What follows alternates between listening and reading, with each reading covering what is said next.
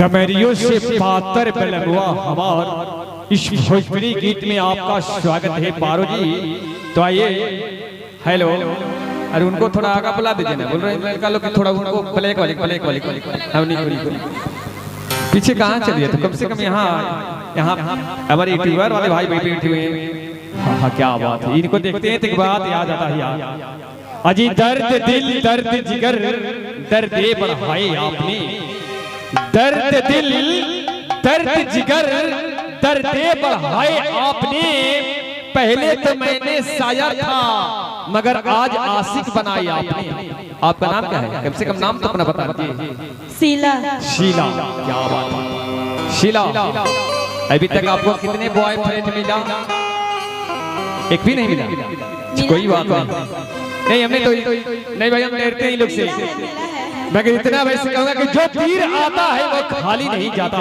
शीला आपके लिए इतना वैसे कहूंगा कि जो तीर आता है वो खाली नहीं जाता, मायूस मेरे दर्द से सवाल ही नहीं जाता।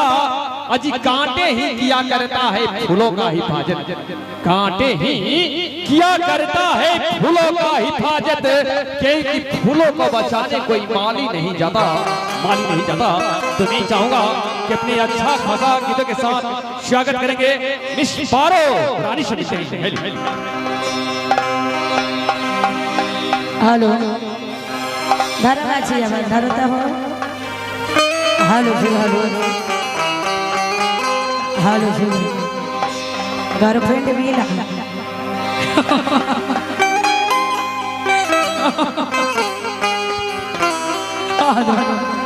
मुन्ना जी आज तक कुछ बारे बात काल से। हेलो जी हेलो, किया लजा हेलो जी हरिना जी अब तो भरे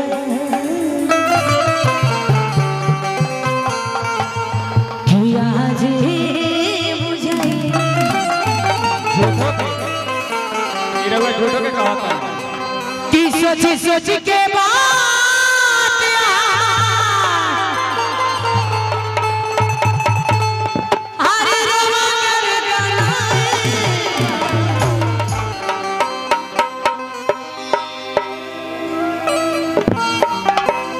कहीं उनकर धक्के दबले भला बेचारा के सांस लेवे में दिक्कत होता।